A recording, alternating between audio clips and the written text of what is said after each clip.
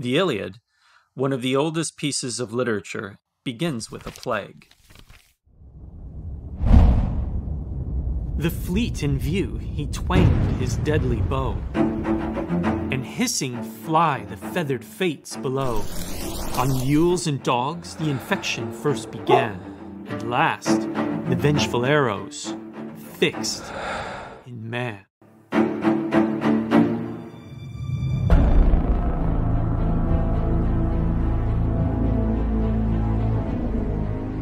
Stories about great change often begin with a plague.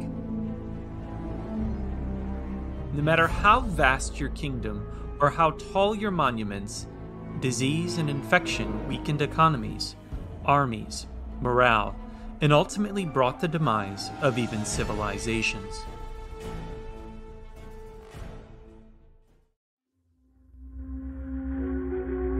Let my people go.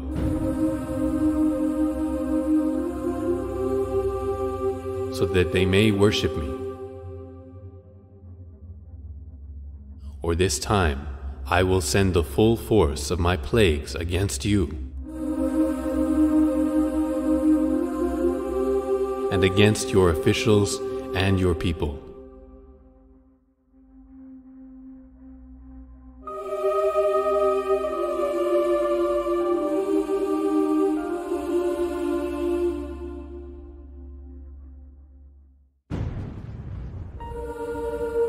So you may know that there is no one like me in all the earth.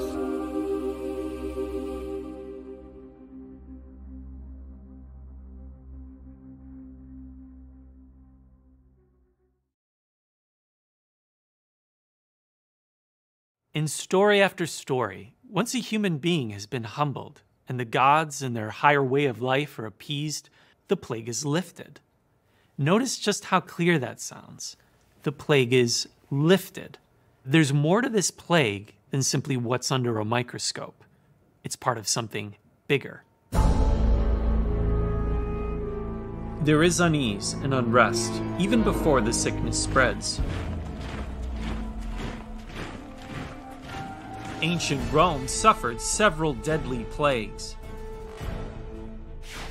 The first of these arrived at a time associated with tyranny and moral corruption: Nero's reign.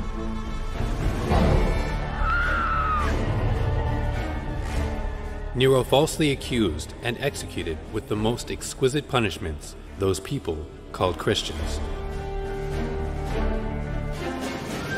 They were killed by dogs by having the hides of beasts attached to them. Or they were nailed to crosses or set aflame. When the daylight passed away, they were used as nighttime lamps.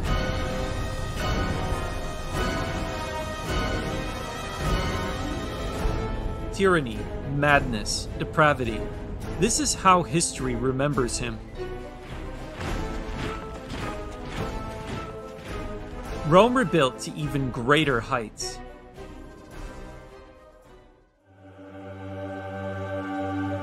But even the Pax Romana could not withstand the plague. Unprecedented peace and prosperity came to an end when disease killed up to 2,000 a day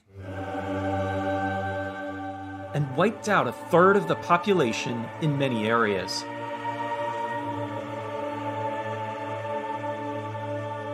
Plague only hastened what was already occurring. Life was cheap in this declining empire, and cruelty abounded, and the ideals, values, and institutions that brought the empire to its peak were all but forgotten. On my arrival in Aquileia, the plague attacked more destructively than ever before. So the emperors fled immediately to Rome with a small force of men. For the rest of us, survival became very difficult for a long time. Most, indeed, died, the effects of the plague being exacerbated by the fact that all this was occurring in the middle of winter. And less than a century later, the plague of Cyprian ravaged what was left of it. Up to 5,000 died per day.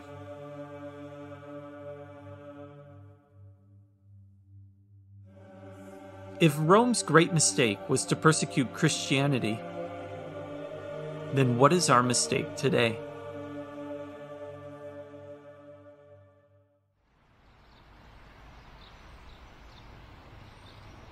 An empire died, but some things are not so easily extinguished.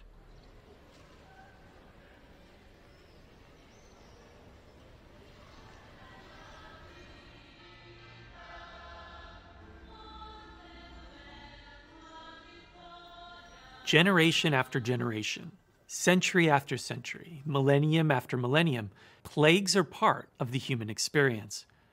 Civilizations come and go, but plagues always return. In China's highly developed civilization, people always knew that plagues were the will of heaven.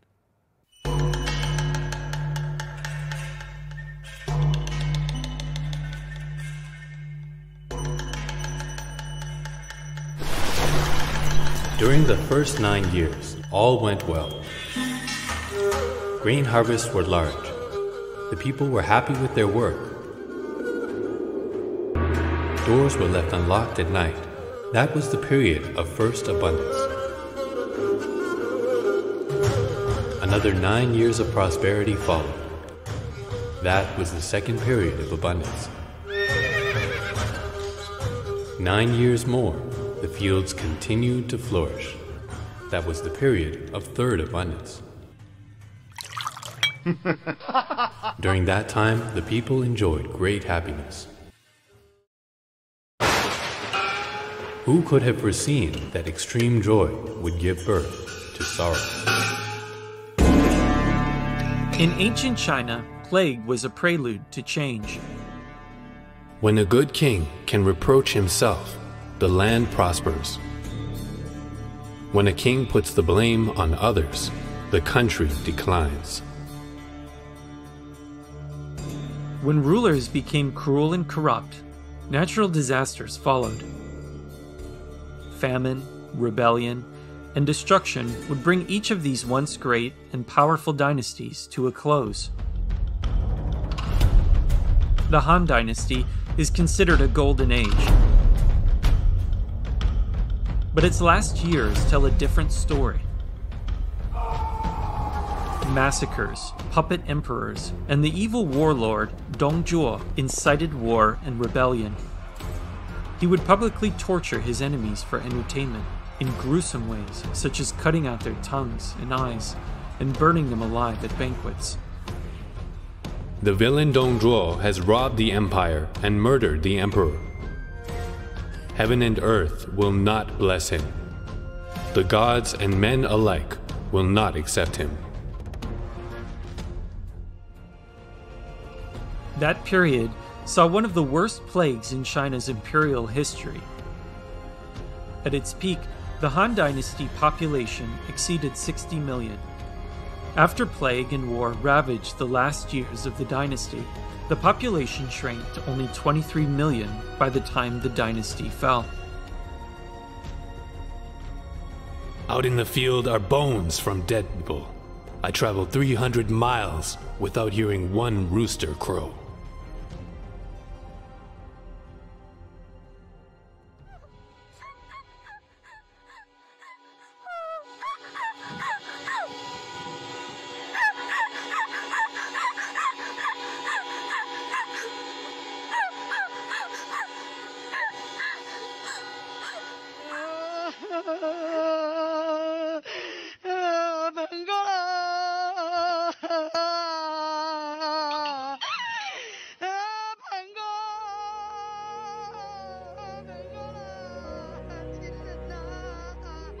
The question in everyone's mind is, how could this happen? Why now? And why us?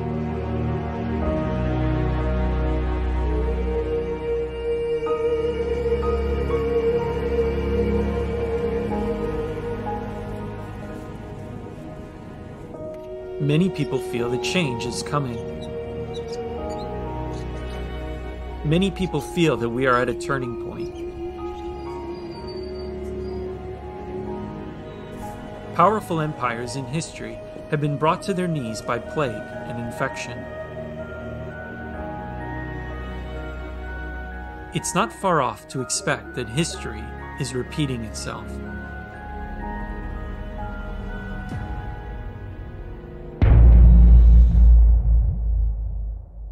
中方始终本着公开、透明、负责任的态度，执行党的决定。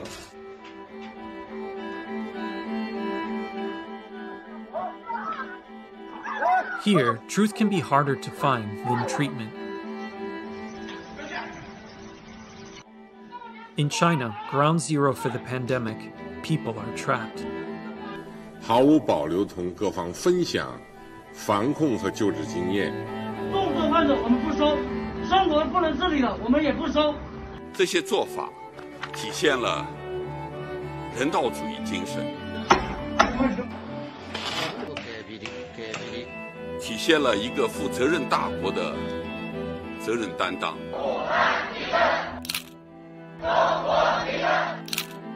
随时准备为党和人民牺牲一切。因公性质，其中大米案占92.5%。 The party has celebrated the dead as martyrs of the Chinese Communist Party. 体现了中华民族同舟共济、守望相助的优秀传统。 In reality, they are the victims of a cruel regime.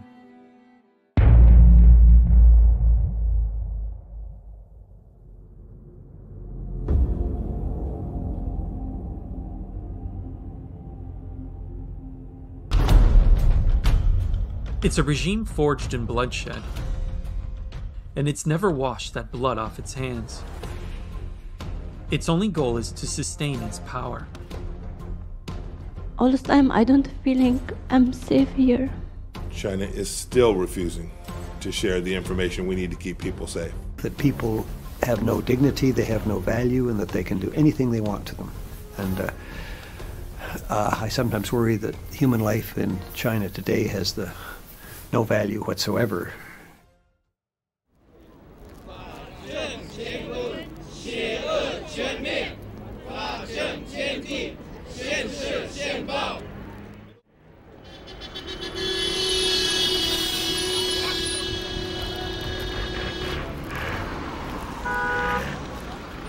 No! Hey! Oh! Oh! Oh!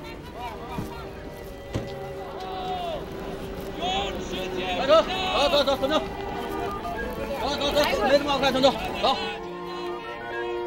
Spiritual believers of all faiths are persecuted. I was taken to a special room and placed in a high chair. Bands held my arms and the legs in place and tightened when they pressed a button. The guards put a helmet on my shaved head. Each time I was electrocuted, my whole body would shake violently. Why? Simply because the Chinese Communist Party cannot allow people to believe God is higher than the party. Long live Xi Jinping.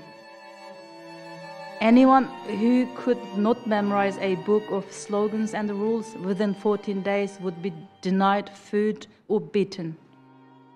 Would be 1.5 million people detained in concentration camps in Xinjiang right now. If the world had stood up and stopped what was happening to Falun Gong 10 years ago, not a chance. I was a young surgeon. We come to a place called Western Mountain Execution Ground. More than 100 armed police. They were there. Chief surgeon said, get the liver and the 2 kidneys. When I cut through, blood still coming out. That means this person's still alive. We couldn't say no because there's no way you can say no. Killing your own citizens who believe in truth, compassion, forbearance. You are killing these people for their organs? What outrageous behavior. Are you a civilized government? Are you worse than Hitler? Are you worse than Stalin? They're tortured to death until they renounce, or rounded up in concentration camps to be killed for their organs, which are sold on the foreign transplant market. It's inevitable that justice will prevail.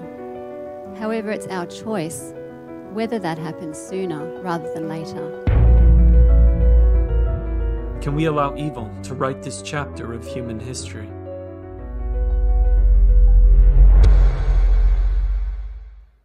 Tang Dynasty Emperor Taizong said, "The rise and fall of empires may be understood by observing history. There is a lot of wisdom that has been passed down through the ages. Humanity has prevailed because we value integrity and compassion, human dignity and justice. But these values cannot survive under a tyrannical regime."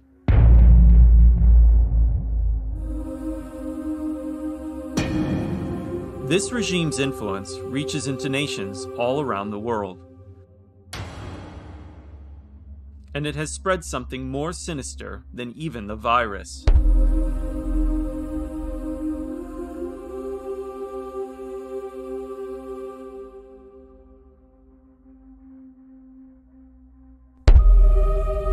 The recent pandemic cast a harsh light on reality, and we see how the whole world has aided this evil regime.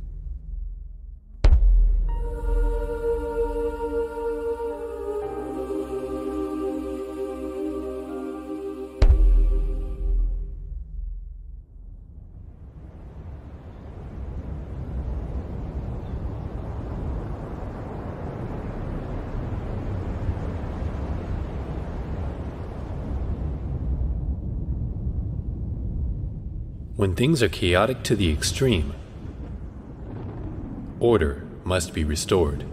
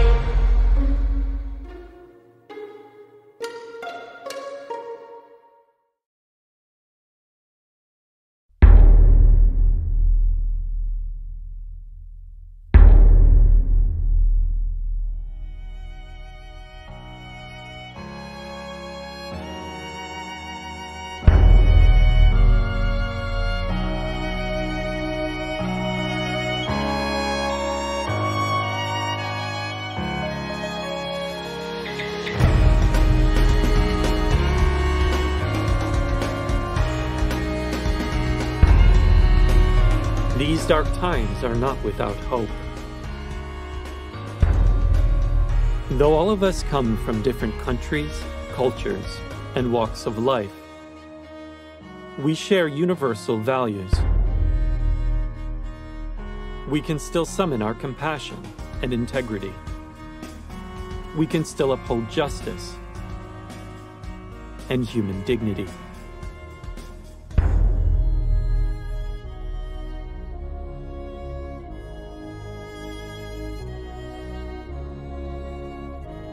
we have a say in how the rest of this story plays out, and whether we leave our next generations with a brighter future.